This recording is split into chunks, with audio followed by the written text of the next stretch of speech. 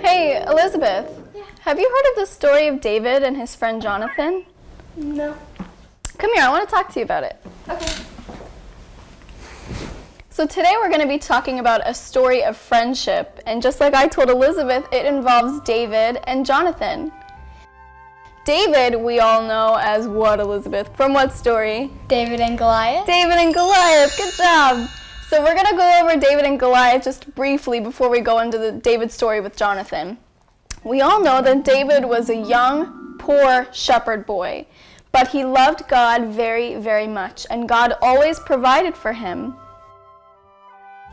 One day there was a giant named Goliath, and he was hurting God's people. He was cursing them and told them that they weren't going to make it in life and that he was going to hurt them. So he challenged someone from the king's army to come and fight him to protect God's people. Everyone was so scared. After all, Goliath was very scary. He was tall, and he was bulky, and he had lots of muscles, and he was known to fight dirty. He killed a lot of people. But David was the only one that stepped up and said, "I am not afraid." So what did he do, Elizabeth? Took up 5 stones from the river and a slingshot, and he aimed to hit Goliath, and what happened? He died? He died, very good. With one rock, one slingshot, he hit Goliath right in the middle of the face, and he knocked him out dead. That was because of the power of God and how much David trusted that God would deliver him through this battle.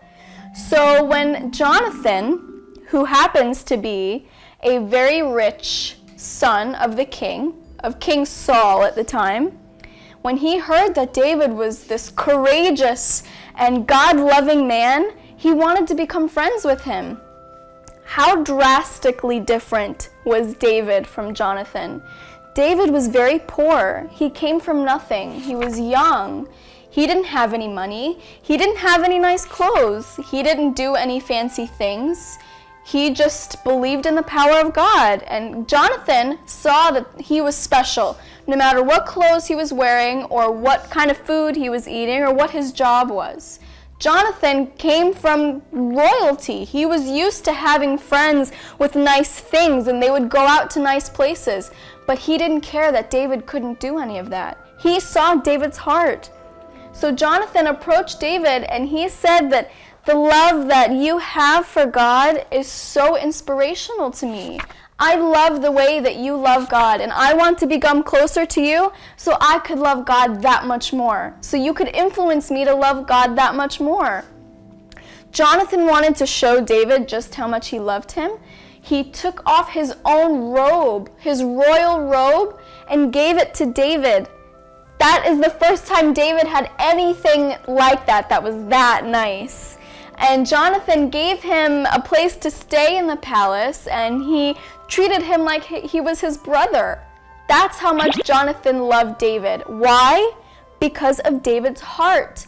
Not because of the things he owned or the stuff he had, but because of the person he truly was inside.